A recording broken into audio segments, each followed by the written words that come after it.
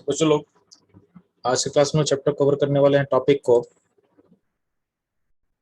Hydrogen spectrum topic हम लोग cover करने वाले हैं।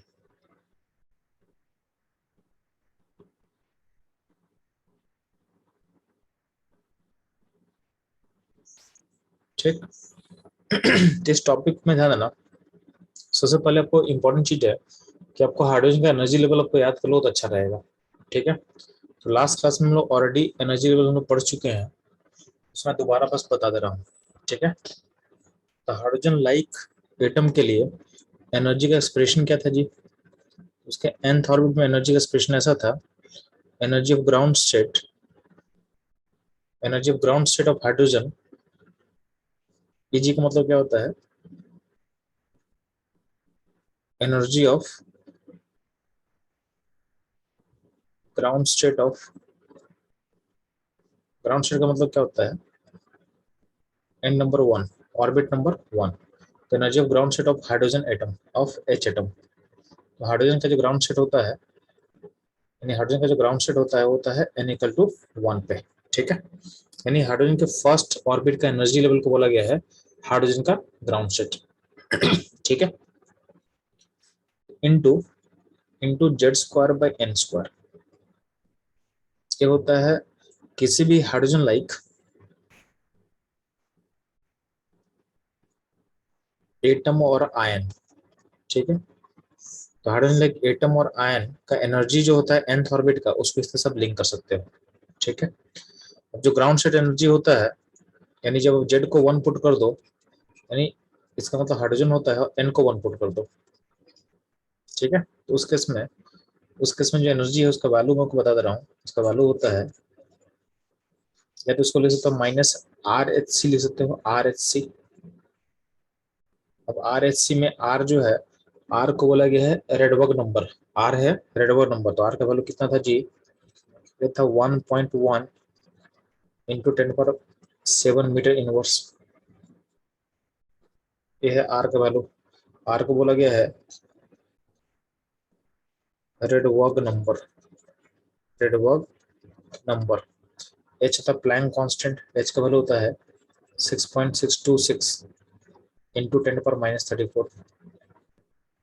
ठीक है, और सी क्या होता है? सी होता है स्पीड ऑफ लाइट, इसका वैल्यू होता है 3 इंटू 10⁸ मीटर पर सेकेंड, इसका वैल्यू होगा। ठीक है, तो एनर्जी ग्राउंड स्टेट को हम लिख सकते हैं माइनस आर सी, या इसको बोला गया है, ये होता है, अगर इसको आप निकालो इलेक्ट्रॉन वोल्ट में तो होता है -13.6 इलेक्ट्रॉन वोल्ट पर एटम। ठीक है, यानी पर एटम इसका इतना वैल्यू होगा। इसी को आप जूल में निकाल सकते हो तो क्या होगा? -2.18 इंटू 10⁻18 जूल पर एटम होगा। ठीक है, तो -2.18 इंटू 10⁻18 जूल पर एटम होगा। और इसी को आप निकालेंगे एक मोल के लिए तो होता है -1312 किलो जूल पर मोल होता है। ठीक है, तो ये आपके ग्राउंड से, यानी हाइड्रोजन के फर्स्ट एनर्जी लेवल का, यानी फर्स्ट ऑर्बिट का एनर्जी इतना हो सकता है, उसको अलग अलग सिचुएशन में बता दिया आपको कि पर एटम इलेक्ट्रॉन वोल्ट में कितना होगा, तो -13.6 होगा। ठीक है, जूल पर एटम में कितना होता है? -2.18 इंटू 10⁻18 जूल पर एटम होता है। और किलो जूल पर मोल में कितना होगा? तो -1312 किलो जूल पर मोल होगा। ठीक है, आपको पता होना चाहिए इलेक्ट्रॉन वोल्ट और जूल में जो एनर्जी का जो कन्वर्जन होता है आपको पता होना चाहिए। तो ध्यान देना, 1 इलेक्ट्रॉन वोल्ट में कितना जूल होता है जी? तो 1 इलेक्ट्रॉन वोल्ट में होता है 1.602 इंटू 10⁻19। ठीक है, इतना जूल होता है। तो आप इलेक्ट्रॉन वोल्ट को जूल में से आप कन्वर्ट कर सकते हो। ठीक है, ध्यान दोगे तो हम लोग के लिए ज्यादा इंपॉर्टेंट है, जो इलेक्ट्रॉन वोल्ट का जो टर्म है ज्यादा इंपॉर्टेंट होता है। तो ध्यान देंगे, तो इलेक्ट्रॉन वोल्ट का टर्म अगर हम लेते हैं तो कैसा होगा? तो energy of nth orbit of H like atom is equal to हो जाएगा -13.6 into Z square by n square electron volt per atom. ठीक है, इसको लेंगे तो ध्यान देना, अगर हम बात करते हैं कि जेड को बोल देंगे, जेड अगर मेरा, अगर जेड देख लेते हैं, ठीक है, तो ध्यान देना,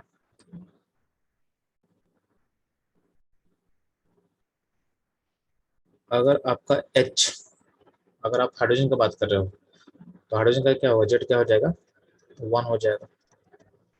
उस केस में जो एनर्जी का वैल्यू होगा वो मैं लिखने वाला हूँ आपके लिए। ठीक है, तो एनर्जी का वैल्यू अगर मान लेते हैं, एक सेकंड, उसको मैं थोड़ा अच्छे से मैं बता दूँ आपको। तो अगर हम एनर्जी का वैल्यू लिख रहे हैं, ई एन का वैल्यू, ठीक है, यहाँ पर मैं लाइन ड्रॉ कर दे रहा हूँ। लाइन, ये लाइन बता रहा है आपको N1 के बारे में, यानी फर्स्ट ऑर्बिट। ये लाइन हो गया आपका सेकंड ऑर्बिट। ये लाइन रिप्रेजेंट करता है third orbit. Similarly fourth, fifth, six, 7, 8, 9 करते करते बहुत सारा ऑर्बिट होगा, तो ये होगा ऑर्बिट नंबर इनफाइनाइट, होगा ऑर्बिट नंबर इनफाइनाइट। ठीक है, होगा N4, N5, N6 and so on. तो बोला गया है कि एनर्जी अगर हम बोले इनफाइनाइट ऑर्बिट का, यानी एनर्जी, यहाँ पे हम बात कर रहे हैं हाइड्रोजन का, तो हाइड्रोजन का के लिए एक हम बता रहे हैं एनर्जी लेवल, एक होगा हाइड्रोजन लाइक एटम के लिए, यहाँ पे हो गया H लाइक एटम।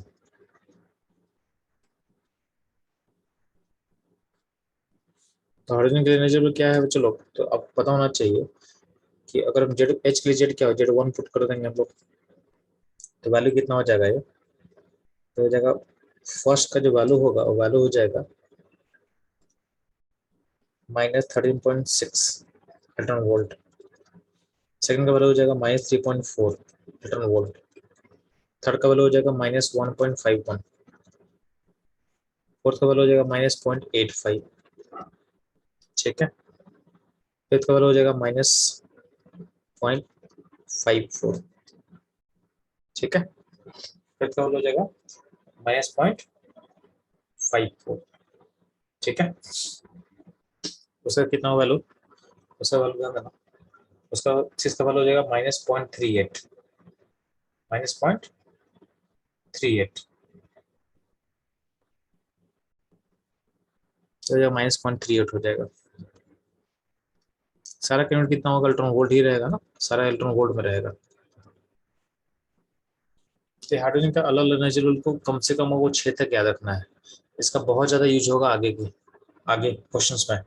और अगर आपको याद रहेगा तो आपका कैलकुलेशन बहुत आसान हो जाएगा, आपका कैलकुलेशन बहुत आसान हो जाएगा।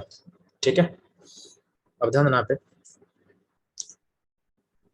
अगर हम बात करते हैं इन्फिनिटी का, तो ये है ऑर्बिट नंबर इन्फिनिटी, इसका एनर्जी कितना हो जाएगा, ये हो जाएगा 0, ये हो जाएगा। ठीक है, ये हो जाएगा आपका 0। सिमिलरली ध्यान देना, अगर बोलते हैं एच लाइक एटम के लिए क्या होता है, एच लाइक एटम का जेड हमको पता नहीं है, जेड कुछ भी हो सकता है, तो बस कुछ नहीं करना है आपको, एन तो पता है ना, तो एन का वैल्यू को पुट करते जाएंगे, तो जो भी वैल्यू यहाँ पे है ना उसको जेड से मल्टीप्लाई कर दो। ठीक है, तो हम बोल रहे हैं कि अगर एच का एटम का जेड होगा, तो जेड जो भी जेड रहेगा, जैसे मान लें कि हीलियम प्लस है उसका जेड 2 हो जाएगा। ठीक है, तो जैसे मान सर लें एक्सक्यूज मी सर। हाँ रिश्ता बोलो बच्चा। सर ये आपने अभी जो पूरा फिर से रिपीट कर सकते हैं? हाँ मतलब हाइड्रोजन का जो देखो पॉइंट है कि हम लोग लेफ्ट कॉलम में हाइड्रोजन का एनर्जी लेवल हम लोग डाले हैं, लिख के डाला हुआ है। ठीक है, तो हम लोग बस क्या कर रहे हैं, ये जो इक्वेशन है ना ऊपर में, यहाँ देखो आपको इक्वेशन में लिखा हुआ हूँ, इसमें हाइड्रोजन का जेड कितना था 1 पुट कर दिए हैं, और एन का वैल्यू पुट करते जा रहे हैं, एन का 1 एन का 2 पुट कर रहे हैं, तो उसके अकॉर्डिंग अपने वैल्यू निकलता जा रहा है यहाँ पे। तो यहाँ पे जो कॉलम में बनाया हो उसमें उस तरीके से वैल्यू निकाल के मैं डाल दिया। ठीक है, तो मेरा बोलने का मतलब आपको 6 तक आपको पता होना चाहिए। ठीक है, 6 तक एनर्जी लोग को याद होना चाहिए, इससे क्या होगा, क्वेश्चन बहुत फटाफट बनेगा, मतलब आपको जहाँ भी कैलकुलेशन होगा उसमें को टाइम नहीं लगेगा, उसमें को टाइम नहीं लगेगा। ठीक है, उसमें आपको टाइम नहीं लगने वाला है।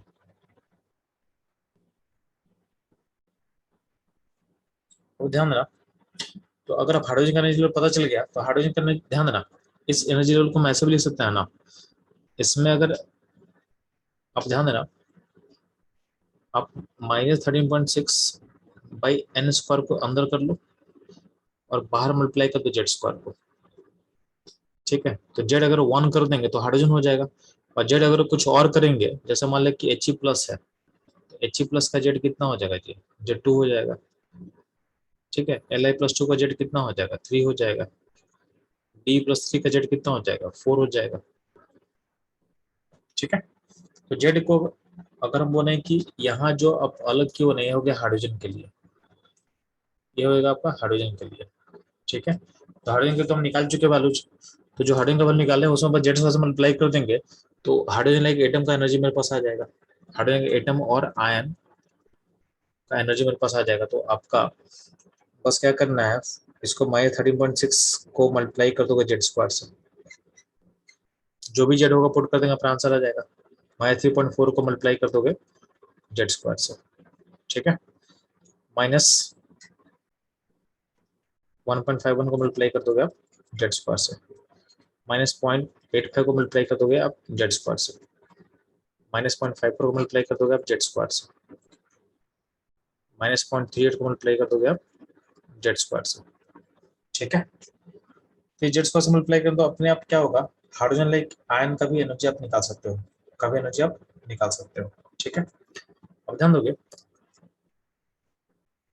अब इसमें गौर करने के बाद क्या है कि अगर ऑर्बिट नंबर 1 का जो मैक्स देखोगे, तो ऑर्बिट नंबर 1 का मिनिमम एनर्जी गैप किसके साथ होगा, तो देखोगे ऑर्बिट नंबर 1 और 2 का जो गैप होगा मिनिमम होगा, यानी ऑर्बिट नंबर 1 और 2 का गैप, यानी हम 1 से अगर स्टार्ट करते हैं, ठीक है। तो ध्यान देना, अगर आपका आपका अगर स्टार्ट आपको एनर्जी का गैप देखना है n1 के साथ, तो ध्यान देंगे, अगर आपका एक ऑर्बिट अगर 1 हो और दूसरा ऑर्बिट कुछ भी हो सकता है, तो 1 से लेके अगर आप कोई भी और गैप देखना चाहते हो, तो अगर n1 से अगर फिक्स कर देते हैं, तो एनर्जी का मिनिमम गैप क्या होगा, तो बोला गया है 1 और 2 के बीच में, ठीक है। और एनर्जी का मैक्सिमम गैप कितना होगा, मैक्सिमम गैप होगा 1 एंड इन्फिनिटी के बीच में, ठीक है। तो 1 2 का गैप मिनिमम होगा, अगर n1 होगा तो उसमें एनर्जी गैप मिनिमम कितना होगा, 1 से 2 का, उसका वैल्यू और चेक करेंगे, तो 2 जब जब उसको आप सब्ट्रैक्ट करोगे, तो 2 और 1 के बीच का एनर्जी गैप वो कितना दिख रहा है, तो आपको दिखेगा 10.2, क्या दिखेगा, तो वैल्यू को दिखेगा 10.2, ठीक, इलेक्ट्रॉन वोल्ट, ठीक है। और 1 से इन्फिनिटी का जो गैप है मैक्सिमम गैप पॉसिबल है, तो मैक्सिमम गैप जो पॉसिबल होगा वो हो जाएगा 13.6 इलेक्ट्रॉन वोल्ट, ठीक।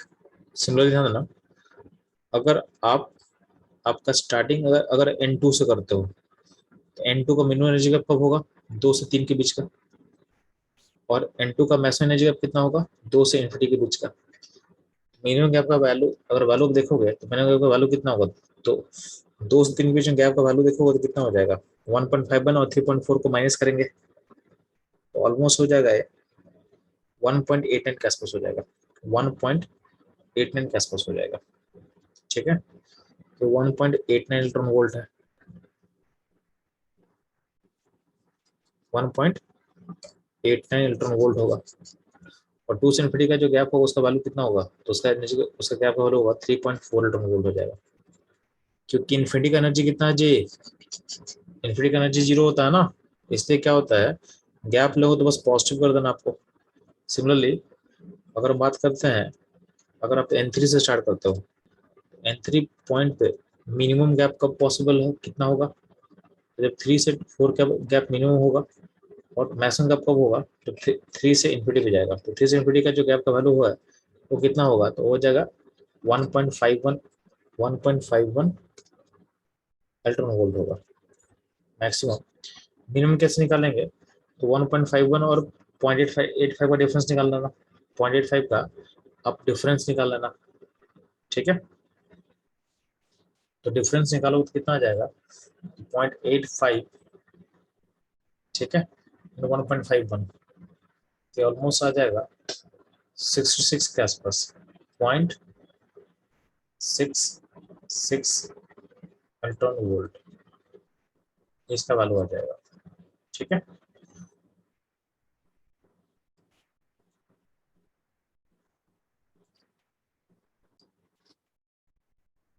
तो चलो अगर हम N4 से अगर स्टार्ट कर रहे हैं तो N4 का अगर हम बात करते हैं कि मिनिमम एनर्जी गैप किसका होगा, तो 4 से 5 का जो गैप होगा मिनिमम होगा, और मैक्सिमम गैप कब होगा 4 से इन्फिनिटी के बीच का। तो दोनों का वैल्यू चेक कर लेते हैं।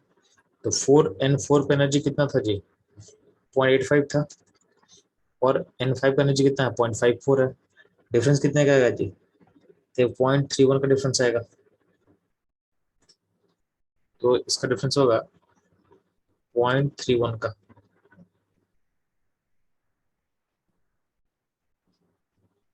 ठीक है। और 4 से इन्फिनिटी का देखते हैं हम लोग, 4 से इन्फिनिटी का, तो ये आ जाएगा 0.85 आ जाएगा, 0.85 आ जाएगा,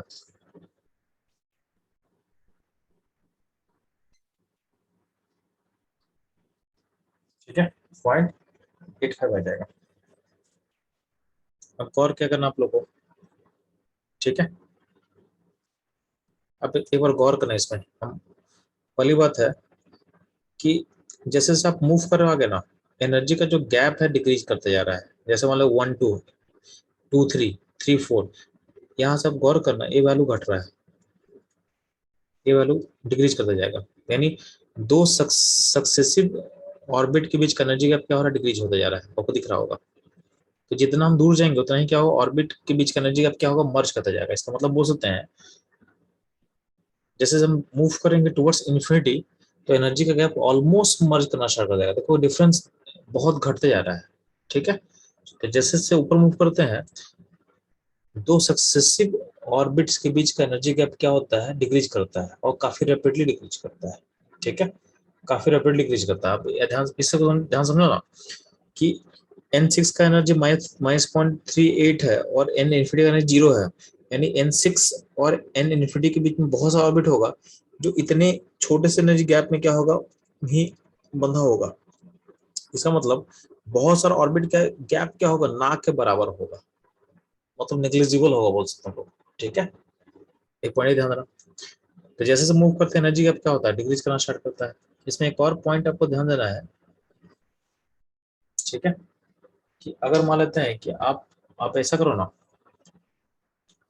N1 का, यानी N1 का आप देखो जो मिनिमम गैप कितना है, मिनिमम गैप 10.2 है, और N2 का मैक्सिमम गैप कितना है 3.4 है।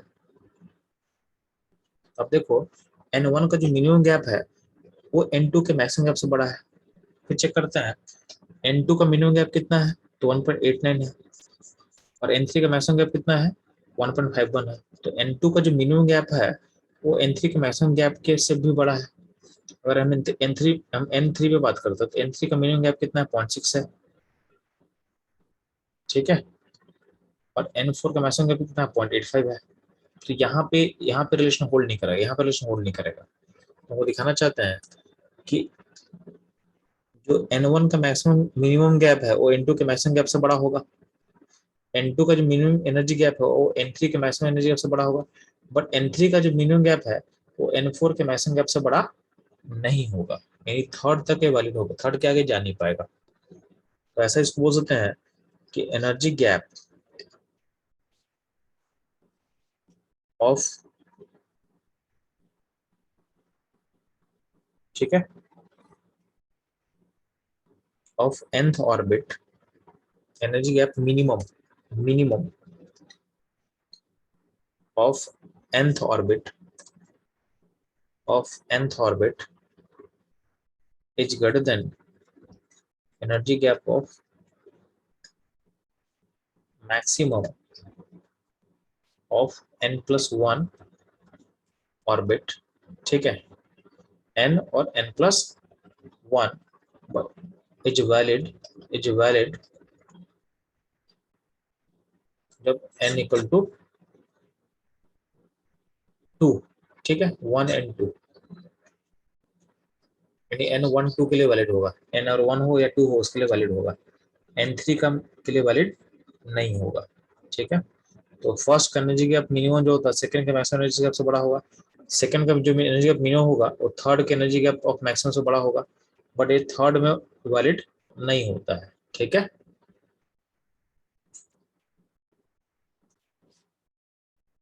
तो चलो आप लोग यहाँ तक समझ आ चुका है। बाकी ये तो आपको ऑब्वियस दिख ही रहा है कि एनर्जी ऑफ 2 माइनस 1 का जो वैल्यू होगा वो एनर्जी ऑफ 3 माइनस 2 से बड़ा होगा। मतलब जितना आप ऊपर जाओगे उतना एनर्जी क्या हो रहा है, घट रहा है, 4 माइनस 3 से बड़ा होगा। मतलब एनर्जी गैप क्या हो रहा है, डिक्रीज करता जा रहा है। दो सक्सेसिव ऑर्बिट के बीच का एनर्जी गैप क्या हो रहा है, घट रहा है अलोंग द प्रोसेस में। ठीक है, ये ध्यान देना। अब लास्ट क्लास में चलो हम लोग कुछ टर्म्स हम पढ़े थे, उस टर्म को दोबारा मैं रिपीट कर देता हूँ। ठीक है, लास्ट में चलो हम पढ़े थे कि आयनाइजेशन एनर्जी किसको बोलते हैं, आयनाइजेशन एनर्जी किसको बोलते हैं, यहाँ लोग पढ़ चुके थे। तो बोला गया था कि आपका मिनिमम अमाउंट कितना होना एनर्जी रिक्वायर्ड है to liberate an electron from the ground state of the isolated atom. यानी ग्राउंड स्टेट से निकालने के लिए, ग्राउंड स्टेट का मतलब क्या होता है, हमारे लिए अगर हाइड्रोजन है तो हाइड्रोजन का ग्राउंड स्टेट क्या होगा, 1 होगा। यानी आपकी फर्स्ट ऑर्बिट से उसको निकालने के लिए कितना एनर्जी देना पड़ेगा। निकालने का मतलब होता है आपको इसको भेजना है इन्फिनिटी पे, आपको भेजना है इन्फिनिटी पे, और इन्फिनिटी का मतलब होता है एनर्जी जीरो। यानी एनर्जी को जीरो करने के लिए आप कितना एनर्जी दोगे। तो सिंपल सा बात है कि जितना एनर्जी नेगेटिव है उतना ही देंगे ना। तो अगर हमसे पूछा जाएगा कि हाइड्रोजन हाइड्रोजन एटम का आयनेशन थैलेपी कितना होगा, तो हमको पता है कि हाइड्रोजन एटम का जो ग्राउंड स्टेट एनर्जी कितना होता है, -30.6 होता है। तो इतना होता है, तो इतना ही इसको हमको जीरो करना है। तो जीरो करने के लिए हम कितना एनर्जी देंगे, तो जितना नेगेटिव उतना ही पॉजिटिव देंगे। तो हाइड्रोजन एटम का आयनेशन थैलेपी हो जाएगा प्लस, ठीक है, प्लस हो जाएगा 13.6। ठीक है, प्लस 13.6 हो जाएगा।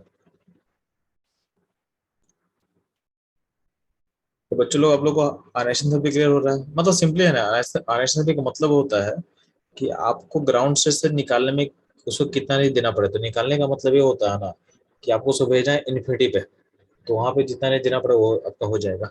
ठीक, तो हाइड्रोजन के लिए हो जाएगा। अगर आपसे पूछेंगे हम, आपसे क्वेश्चन है मेरा, आप बताएंगे ionisation therapy of ionisation therapy of He plus ion का क्या होगा और Li+2 आयन का क्या होगा, इन बी प्लस 3 आयन का क्या होगा। इन सब का आपको आयनेशन थेरेपी के वैल्यूज को फिलअप करना है।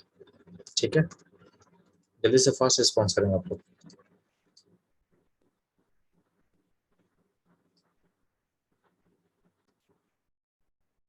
तो इसका आंसर क्या होगा, तो वो पता है कि किसी भी एटम का जो ग्राउंड स्टेट का, देखो आयनेशन थेरेपी के लिए क्या होगा, एनर्जी ऑफ ग्राउंड स्टेट। और ग्राउंड स्टेट एनर्जी क्या होता है, तो मैं बता चुका हूँ कि हाइड्रोजन का अगर पता है तो उसको जेड से मल्टीप्लाई कर देना है।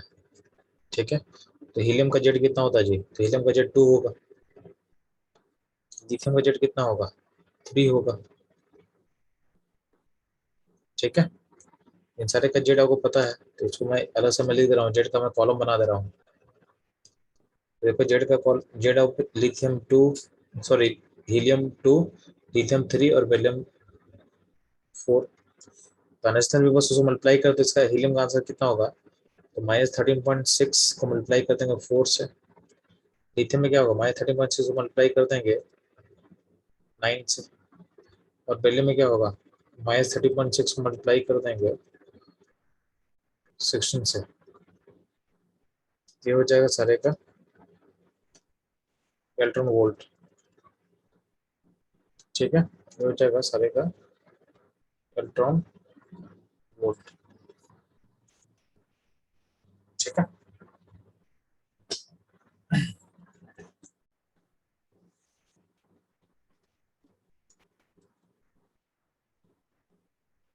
ठीक, तो ये रहेगा।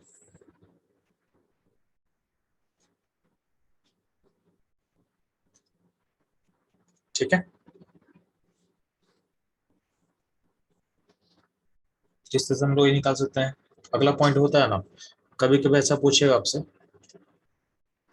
कि अभी आपका इलेक्ट्रॉन यहाँ पे है, थर्ड ऑर्बिट में है, थर्ड ऑर्बिट की एनर्जी इतना है, बोले थर्ड ऑर्बिट से हमको इसको निकालना है बाहर, यानी ऑलरेडी आप एक्साइटेड स्टेट में हो, अब ग्राउंड स्टेट में नहीं हो, आप एक्साइटेड स्टेट में हो। तो ध्यान रखना, जो N1 होता है ना उसको बोला गया ग्राउंड स्टेट, इसको बोला गया है ग्राउंड स्टेट। जो N2 है ना उसको बोला गया है, N1 है आपका ग्राउंड स्टेट, N2 को बोला गया है फर्स्ट एक्साइटेड स्टेट। यानी पहला स्टेट क्या होगा, N2 हो जाएगा। N3 क्या हो जाएगा, सेकेंड एक्साइटेड स्टेट। N3 हो जाएगा सेकेंड एक्साइटेड स्टेट। N4 में क्या हो जाएगा, थर्ड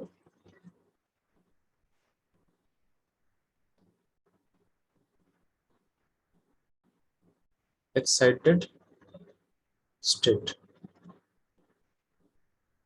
N5 में हो जाएगा फोर्थ एक्साइटेड स्टेट। ठीक है, तो कुछ टर्म्स आपको पता होना चाहिए। अब ध्यान ना, अगर बोले कि मेरा अगर इलेक्ट्रॉन अगर सेकेंड एक्साइटेड स्टेट में है, सेकेंड एक्साइटेड स्टेट का मतलब क्या होता है, N3। तो यहाँ पे मेरा इलेक्ट्रॉन ऑलरेडी है, अब बोलेंगे यहाँ सबको इसको निकालना है, तो निकालने का मतलब होता है एनर्जी को जीरो करना। अगर हम बोलते हैं कि निकालना है तो इसका मतलब होता है एनर्जी को जीरो करना। तो अगर मेरा एनर्जी अगर -1.51 है तो निकालने में कितना देना पड़ेगा, तो जीरो करने में हमको जितना नेगेटिव होते हैं पॉजिटिव देना पड़ेगा। तो अगर N3 से आपको निकालना होगा तो आपको एनर्जी कितना देना पड़ेगा, तो +1.51 देना पड़ेगा। +1.51 यहाँ से निकालने में देना पड़ेगा। तो अगर आपका इलेक्ट्रॉन किसी और एक्साइटेड स्टेट में है, यानी ग्राउंड स्टेट में नहीं है, तो वहां से निकालते हैं में जो एनर्जी हमको मिनिमम एनर्जी देना पड़ेगा उसको बोला गया सेपरेशन एनर्जी, उसको बोला गया सेपरेशन एनर्जी। तो minimum energy required to remove an electron from its excited state is called separation energy. ठीक है, और एक होता है एक्साइटेशन एनर्जी। एक्साइटेशन का मतलब होता है कि आपको निकालना नहीं है, आपको जंप करवाना है। जंप करवाने का मतलब है, समझोगे आप, कि अभी मान लेते हैं इलेक्ट्रॉन अभी N1 पे है, तो N1 से आपको N2 पे जाने के लिए कितने चाहिए, तो जो ये जो गैप है ना, गैप में लिखते जा रहा हूँ, तो N1 से N2 का गैप कितना, 10.4 का गैप है। ठीक है, N2 से N3 में गैप कितने का है, तो 1 पॉइंट, एनर्जी का जो गैप है उसका हम बात करें बच्चा, तो गैप है कितने का है, तो 1.89 का गैप है। ठीक है, तो N1 N2 का गैप हो गया 10.4 हो गया इलेक्ट्रॉन वोल्ट, N1 N2 से N3 में गैप हो गया 1.89 का। ठीक है, सिमिलरली आपका N3 से N4 का गैप कितना दिख रहा है आपको, तो ये आपको गैप दिखेगा 1.5 एंड 0.85, तो ये हो जाएगा 0.6 से गैप है। ठीक है, अगर आप बोलोगे नहीं हमको N1 से N3 का गैप चाहिए, इस गैप में हम बात कर रहे हैं, तो भी निकाल सकते हम लोग। ये गैप में कितना दिख रहा है बच्चा, तो आपका N1 है 13.6 और ये हो गया माइनस 1.51, ये हो जाएगा आपका 12.09 के आसपास हो जाएगा। तो ये एनर्जी गैप हो जाएगा 12.09 के आसपास। ठीक है, 12.09 के आसपास हो जाएगा। अगर हमको बोलना है कि इस गैप का कितना होगा, N1 से N4 का गैप कितना होगा, एनर्जी गैप हो जाएगा ऑलमोस्ट इक्वल टू हो जाएगा 12.75 के आसपास हो जाएगा। 85 है ना, तो ये ऑलमोस्ट कितना हो जाएगा, तो ये हो जाएगा 12.75 हो जाएगा। ये गैप हो जाएगा 12.75 हो जाएगा। अब ध्यान रखना, यहाँ पे सिचुएशन है। ठीक है, इसको इसको बोला गया एक्साइटेशन एनर्जी, इसको बोला गया एक्साइटेशन एनर्जी, कि आप किसी दूसरे एक्साइटेड लेवल में भेज रहे हैं, यानी आप आपका इलेक्ट्रॉन अभी ग्राउंड स्टेट में है, उसको हमको किसी और एक्साइटेशन को भेजना है, उसके लिए जो एनर्जी रिक्वायर होता है उसको बोलते हैं लोग एक्साइटेशन एनर्जी, एक्साइटेशन एनर्जी बोलते हैं। ठीक है, जो भी एनर्जी है चूंकि हम उसको देना पड़ रहा था, ये सारा काइंड ऑफ एनर्जी जो होगा वो ऑलवेज पॉजिटिव होता है, ऑलवेज पॉजिटिव होता है। ठीक है, अब यहाँ ध्यान देना कि आपको ये बताया जा चुका है कि अगर आप एक्साइटेड स्टेट में जाना चाहोगे तो जितना या तो एनर्जी जो अब्सॉर्ब होगा या तो इमिट होता है, वो हमेशा होता है इन फॉर्म ऑफ फोटोन। तो ये पॉइंट आपको याद होना चाहिए कि जो भी हम एनर्जी अब्सॉर्ब करते हैं या तो इमिट करते हैं, या तो अब्सॉर्ब करेंगे तो इमिट करेंगे, वो होगा in form of photon. Always take place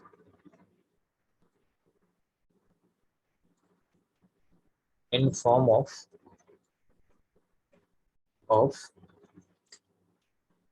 photon. ठीक है, अब ध्यान देना, यहाँ पे बहुत इंपॉर्टेंट पॉइंट ध्यान देना। तो अगर मान लेते हैं कि मेरे को मान लेते हैं कि ग्राउंड सेट से मूव कर रहे हैं सेटेड सेट में, तो उसमें कोई एनर्जी हमको क्या होगा, अब्सॉर्ब करना पड़ेगा। ठीक है, तो अब्सॉर्ब कब होता है, जब इलेक्ट्रॉन जंप करता है from low energy to high energy में, आपको पता है कि चूंकि एनर्जी नेगेटिव में है ना, तो जितना एनर्जी का मैग्नीट्यूड हाई होगा उतना एनर्जी क्या लो होगा। तो सबसे लो एनर्जी किसका होगा, ग्राउंड स्टेट का होगा, यानी N1 सबसे लोएस्ट एनर्जी में है, और इन्फिनिटी का एनर्जी सबसे हाईएस्ट होगा जिसका वैल्यू 0 है, क्योंकि सारा वैल्यू नेगेटिव में है ना। तो जितना मैग्नीट्यूड ज्यादा होगा उतना एनर्जी का वैल्यू लो होगा, और जितना मैग्नीट्यूड घटेगा उतना एनर्जी हाई होता जाएगा। सबसे हाईएस्ट एनर्जी का ऑर्बिट कौन सा होगा जी, तो होगा इन्फिनिटी। उसका वैल्यू कितना है, इनफाइनाइट है। वो आपको इनफाइनाइट दिख रहा होगा, आपको इनफाइनाइट का एनर्जी कितना, 0 दिख रहा है। क्या है, 0 दिख रहा है। तो हम बता दिए कि अब्सॉर्ब कब होगा, जब आपका इलेक्ट्रॉन जंप करेगा लो से हाई एनर्जी पे, और एनर्जी इमिट कब करेगा, तो बोला इमिट तब करेगा जब आपका इलेक्ट्रॉन जंप करेगा, फ्रॉम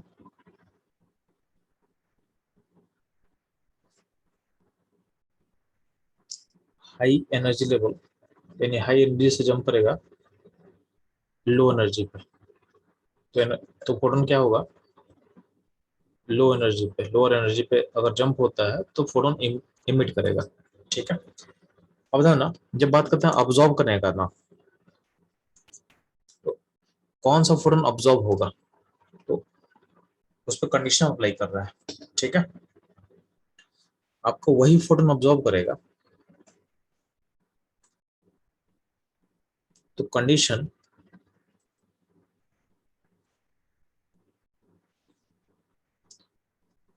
टू अब्सॉर्ब फोटोन, ध्यान ना, आपका फोटोन को अब्सॉर्ब करने के लिए ध्यान देना, जो एनर्जी ऑफ फोटोन होना चाहिए, यानी एनर्जी जो फोटोन होना चाहिए, अगर ये 5 से छोटा है, अगर 5 से छोटा है, 5 से छोटा मतलब आपके आयनाइजेशन एंथैल्पी से छोटा है, यानी अगर 5 मतलब होता है वर्क फंक्शन, या बोलते हैं यहाँ पे आयनाइजेशन एंथैल्पी, यानी आपका photon ionization enthalpy hello sir. छोटा है। हाँ रिश्ता बोलो बच्चा। सर आप प्रीवियस पेज एक बार फिर से दिखा सकते हैं? हाँ दिखा दे बच्चा, इसका मैं बच्चा पीडीएफ फाइल में कन्वर्ट करके मैं सेंड कर दूंगा ग्रुप पे आज। ठीक है, जो मैं लिख रहा हूँ वो मिल जाएगा वो आज। ठीक है, यस सर। ठीक, तो ध्यान दोगे, फोटोन जो अब्सॉर्ब हो रहा है उस पर कंडीशन होता है कि हम किस फोटोन को अब्सॉर्ब कर सकते हैं। ठीक है, तो कंडीशन बोला गया, कंडीशन टू अब्सॉर्ब फोटोन, यानी सिस्टम किस फोटोन को अब्सॉर्ब करेगा, तो बोला गया कि अगर फोटोन का एनर्जी 5 से छोटा है, 5 मतलब उसका आयनेशन एंथैल्पी, तो आयनेशन एंथैल्पी बेसिकली क्या होता है, mod of ground state energy, यानी ग्राउंड स्टेट एनर्जी का मैग्नीट्यूड। ठीक है, तो हाइड्रोजन के लिए क्या हो जाएगा, तो अगर हाइड्रोजन एटम होगा उसके लिए आयनेशन एंथैल्पी का वैल्यू कितना होता है, तो वैल्यू होता है 13.6 होता है। तो हम क्या बोलना चाह रहे हैं आपको कि अगर मेरा एनर्जी इससे कम है, तो हम उसी फोटोन को ऑब्जॉर्व कर सकते हैं जिस जो किसी न किसी गैप के इक्विवेलेंट होगा। ठीक है, अगर फोटोन का एनर्जी अगर 5 से छोटा है, यानी आई से छोटा है, तो वी कैन, तो सिस्टम यानी electron can absorb only those photon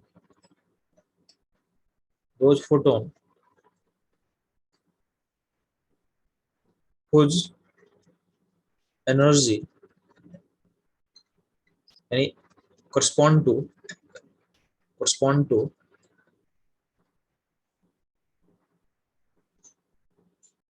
some energy gap। इसका मतलब है हम उसी फोटोन को ऑब्जॉर्व कर पाएंगे जिसका यानी अगर फोटोन का एनर्जी 5 से छोटा होता है तो हम उसी फोटोन को ऑब्जॉर्व कर पाएंगे एनर्जी जिसका एनर्जी किसी न किसी एनर्जी गैप के बराबर होना चाहिए। इसका मतलब है, ठीक है, इसका मतलब ये बोलना चाह रहे हैं कि आपको यहाँ पता है एनर्जी गैप दिख रहा है आपको यहाँ पे, तो यहाँ देखो एनर्जी गैप लिखा हुआ है, तो अगर बोलेंगे कि मेरा फोटोन का देखोगे तो यहाँ पे वो एनर्जी गैप आपको कुछ एनर्जी गैप मैं लिख के दे चुका हूँ, तो 10.4 है 8.1 देखोगे। तो चूंकि शुरू में ग्राउंड स्टेट में है ना, तो चूंकि जंप होगा ग्राउंड स्टेट से, तो यहाँ पे जो मैं बोल रहा हूँ कि अब ग्राउंड स्टेट से गैप को देखो, ग्राउंड स्टेट से गैप को देखना है, ठीक है। या फिर मान लो स्टैटिस्ट हो तो भी चलेगा। तो वो गैप दिख रहा होगा, ये गैप कितने का है, ये गैप है 10.4 का गैप आपको दिख रहा होगा, 1.89 का गैप दिख रहा है, ठीक है, 0.6 का गैप दिख रहा है, 2.09 का गैप दिख रहा है, 12.75 का गैप दिख रहा है आपको, ठीक है। तो कोई ना कोई गैप के करस्पॉन्ड होना चाहिए आपको, ठीक है। तो पॉइंट है, अगर हम बोलेंगे कि 6.4, ठीक है, तो अगर आपको हम बोल रहे हैं यहाँ पे क्वेश्चन दे रहे हैं एनर्जी फोटोन आपको दिया हुआ है, कितना दिया हुआ है, तो एक का वैल्यू दिया हुआ 12.09, एक का वैल्यू दिया हुआ 3.4, एक का वैल्यू दिया है 1.51, एक का वैल्यू दिया हुआ है 6.4, ठीक है, एक का वैल्यू दिया हुआ है 12.75। आपसे पूछेगा कि ये सब एनर्जी फोटोन दिया हुआ आपको, ठीक है, ये सब एनर्जी फोटोन जो मिल गया है, ठीक, यानी ये फोटोन मिल गया है। अब वो बताना है कि अब्जॉर्ब करेगा कि नहीं करेगा, अब्जॉर्ब यानी इस फोटोन को आपका इलेक्ट्रॉन अब्जॉर्ब करेगा कि नहीं करेगा, तो यस नो में बताना है मेरे को, ठीक है। तो अब्जॉर्ब करेगा कि नहीं करेगा, तो देखो 12.9 अब्जॉर्ब करेगा, करेगा क्योंकि ये एनर्जी का अपने पास पता है, ठीक है, तो अब्जॉर्ब करे तो यस बोल दिए, 8 अब्जॉर्ब करेगा, 3.4 भी अब्जॉर्ब करेगा क्योंकि जब एक गैप किसके लिए, तो N2 से इन्फिनिटी का जो एनर्जी गैप होता है वो 3.4 होता है, ये भी गैप अब्जॉर्ब कर सकता है, ये भी गैप है 3 से इन्फिनिटी का, 3 से इन्फिनिटी का गैप 1.51 होता है, तो गैप अब्जॉर्ब करेगा। 12.75 कौन सा गैप के इक्विवेलेंट होता है जी, तो 1 से लेकर 3 का गैप होता है, 1 से 3 का गैप होगा, ठीक है। 2.75 आई थिंक याद है जरा, 2.75 किसका गैप होता है जी, 2.75 यहाँ पे देखोगे तो 1 से लेके 4 का गैप होता है, ठीक है, 1 से 4 का गैप होगा, तो यहाँ पे ये थोड़ा सा 12.09 होता है, 1 से 3 का गैप होता है, और ये 1 से 4 का गैप होगा, 1 से 4 का गैप होगा, तो गैप के बराबर तो मतलब एब्जॉर्ब करेगा। 6.4 जो होता है ना वो किसी गैप को करस्पॉन्ड नहीं करेगा, not not correspond not correspond to any gap, यानी कि कोई गैप के इक्विवेलेंट है नहीं,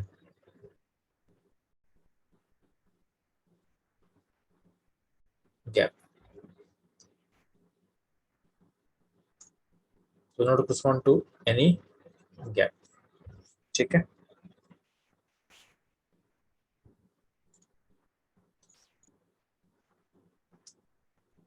ठीक है, तो not correspond to any gap, ठीक है, यह बात आपको समझ में आना चाहिए, यानी ये अब्जॉर्ब नहीं करेगा, जैसे मान जी कब फोटोन अब्जॉर्ब करे नहीं करेगा, अब ध्यान देना, अगर आपका फोटोन का एनर्जी इसी में कंडीशन में ध्यान देना, तो पहला कंडीशन क्लियर हो गया कि अगर एनर्जी ऑफ फोटोन अगर 5 से छोटा होगा तो क्या होगा, वही फोटोन अब्जॉर्ब होगा तो किसी न किसी गैप के बराबर होगा, जिसका एनर्जी किसी न किसी गैप के बराबर होगा, और इसमें एक और कंडीशन बता रहे हैं कि अगर मान लेते हैं एनर्जी वो जो फोटोन आप दे रहे हो उसका एनर्जी अगर 5 से बड़ा हो गया, 5 मतलब उसका एनर्जी अगर आयनाइजेशन थेरेपी से बड़ा हो गया, देन क्या होगा, देन ऑल फोटोन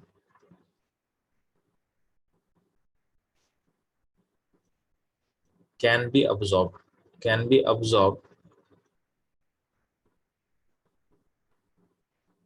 तो अगर फोटोन का एनर्जी आयनाइजेशन थेरेपी से बड़ा हो जाएगा, then all photon can be absorb. ठीक है, तो सारा फोटोन का एनर्जी क्या होता है, अब्सॉर्ब हो जाता है। ठीक है,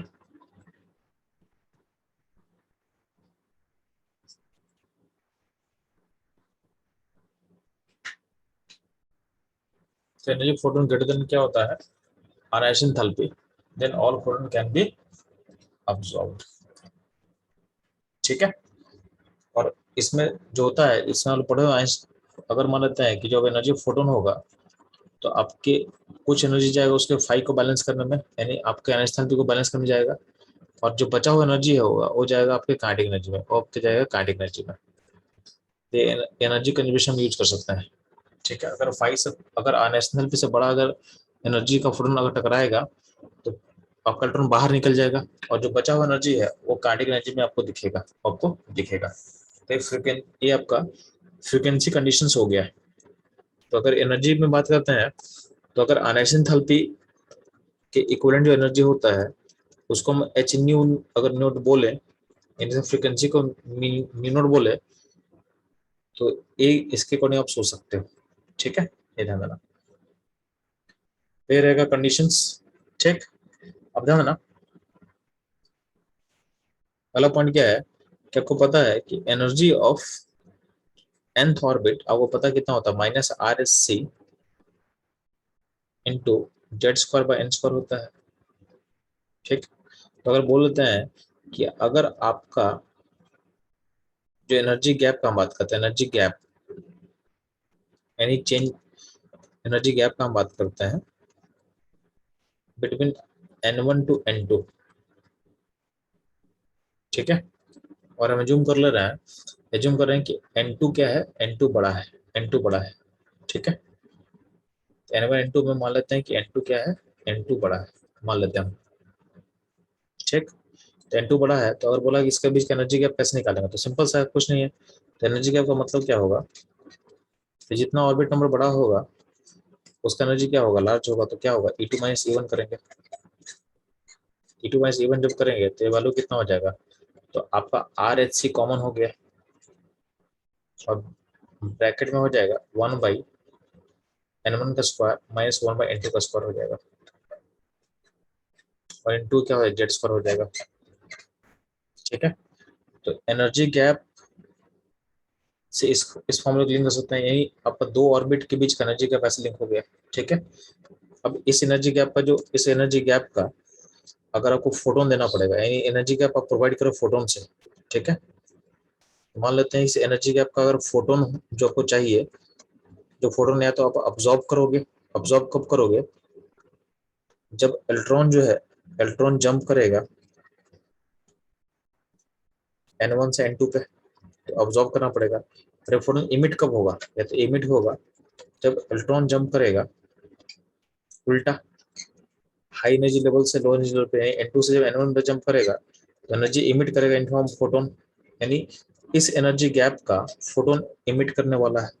ठीक है, तो इसको अगर फोटोन से हम इक्वेट करें तो इसको हम लिख सकते हैं, इस एनर्जी गैप को हम लिख सकते हैं इन टर्म ऑफ फोटोन क्या होगा, hc/λ कर सकते हैं, और hc/λ क्या होगा, r इंटू hc, ठीक है, इंटू Z², 1/n1² - 1/n2²। ठीक है, यहाँ पे क्या होता है, यहाँ पे HC क्या होगा, कैंसिल हो जाएगा। ठीक है, यानी 1/λ equal to R/Z², 1/n1² - 1/n2²। ठीक है, ये हो गया आपका कंडीशन। तो कभी कभी आपसे बोलेगा कि दो एनर्जी, दो ऑर्बिट के बीच में जो फोटोन इमिट या अब्जॉर्ब होगा उसे लेमडा निकालना पूछेगा, तो ये फॉर्मूला आप डायरेक्टली यूज कर सकते हो। ठीक है, मैं फॉर्मूला फिर से लिख दे रहा हूँ। फॉर्मूला क्या होगा, तो 1/λ इक्वल टू क्या होगा, r into Z square n1 square minus n2 square. इसमें पता है आपको कि n1 और n2 में n2 बड़ा होगा। ठीक है, यहाँ पे जो r है, r का वैल्यू होता है 1.1 इंटू 10⁷ मीटर इनवर्स। इसको बोला गया है रेडबर्ग नंबर।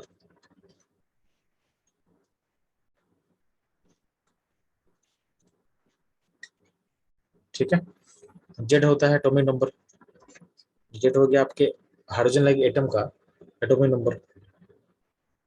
तो अगर हाइड्रोजन होगा तो जेड 1 हो जाएगा, He प्लस हो जाएगा तो जेड क्या हो जाएगा, 2 हो जाएगा, Li प्लस 2 हो तो जेड क्या हो जाएगा, 3 हो जाएगा, एंड सो ऑन। ठीक है, ये फॉर्मूला डायरेक्टली यूज कर सकते हैं, फॉर्मूला डायरेक्टली यूज कर सकते हो, समझा ना। 1/λ को बोला गया है वेव नंबर। इसको ऐसे दिखाते हैं, ऐसे, इसको बोला गया है वेव नंबर। वेव नंबर क्या होता है भी आपको पता होना चाहिए। तो वेवलेंथ का इनवर्स होता है वेव नंबर, 1/λ हो गया वेव नंबर। इसी इक्वेशन को आप इक्वल टू ले सकते हो वेव नंबर, वेव नंबर। ठीक है,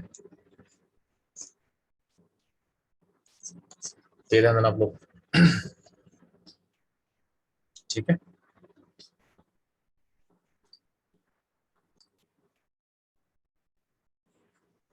तो बच्चों लोग, आप लोग ये क्वेश्चन सॉल्व करोगे। क्वेश्चन क्या है, find lambda of photon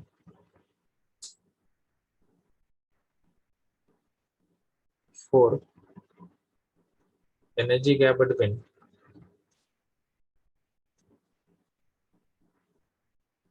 1 to 2। 1 से 2 के बीच में जो एनर्जी गैप होगा उसके लिए लैम्डा का वैल्यू निकालना है। ठीक है, आप जो वैल्यू निकालोगे उस वो निकालना आपको किसके लिए, तो आपको निकालना आपको हाइड्रोजन एटम के लिए। ठीक है, क्या आप ऐसा करते हो ना, सुन ध्यान से, आपको लैम्डा निकालना है। ठीक है, एनर्जी गैप गैप में बता दूं आपको, एनर्जी गैप और एटम कौन सा बता देता है। तो आप जो ध्यान है ना, आप गैप 2 से 1 के गैप के लिए लैम्डा पता करोगे। ठीक है, Then आप पता करोगे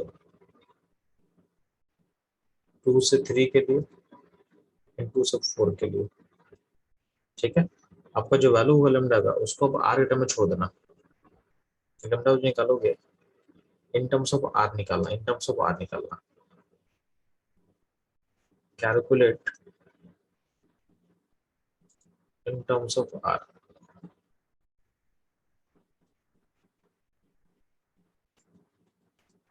ठीक है, calculate in terms of are.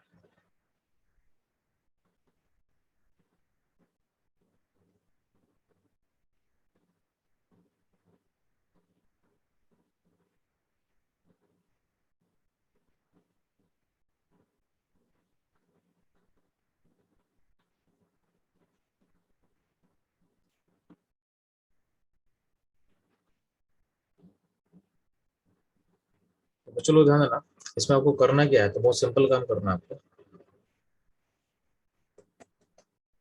आपको फॉर्मूला अप्लाई करना है, 1/λ इक्वल टू क्या होगा, are into Z square 1/n1 का स्क्वायर 1/n2 का स्क्वायर। ठीक है, समझा ना। तो 1/λ था ना, तो जैसे मान ले हम बात करें 2 से 1 में, 2 से 1 में। ठीक है, तो बस 2 से 1 पुट कर दो ना, हाइड्रोजन की जेड 1 पुट कर दो, हाइड्रोजन का जेड जेड जब 1 पुट करो तो यहाँ पे आर हो जाएगा, यहाँ पे हो जाएगा 1 का स्क्वायर 1/4 हो जाएगा। तो यहाँ पे अगर देखोगे तो हाइड्रोजन के लिए जो वैल्यू होगा लेमडा का, वो कितना निकल के आ जाएगा, वो आ जाएगा तुम्हारा 1/λ इक्वल टू आ जाएगा 3/4 आर इंटू 3/4 होगा। इसको उल्टा कर देना, तो उल्टा करके क्या हो जाएगा, तो उल्टा करे तो हो जाएगा लेमडा इक्वल टू हो जाएगा 4/3 आर हो जाएगा। और वही काम अगर हीलियम में करो तो जेड को पुट कर दोगे, 2 पुट कर दोगे, तो यहाँ पे पुट करोगे तो यहाँ पे होगा 3/4, 4 कैंसिल हो जाएगा, 4 कैंसिल हो जाएगा। तो हीलियम वाले केस में अगर आप निकालोगे तो हीलियम वाले केस में आर जेड का 4 हो गया, और यहाँ पे हो जाएगा 1/2 का 1/4 होगा, यानी 3/4 हो जाएगा। तो 4 पर कैंसिल हो जाएगा, तो ये हो जाएगा 1/λ equal to 3r, lambda equal to हो जाएगा 1/3r। ठीक है, तो इसका आंसर हो जाएगा 1/9। लैम्डा का वैल्यू लिख रहे हैं,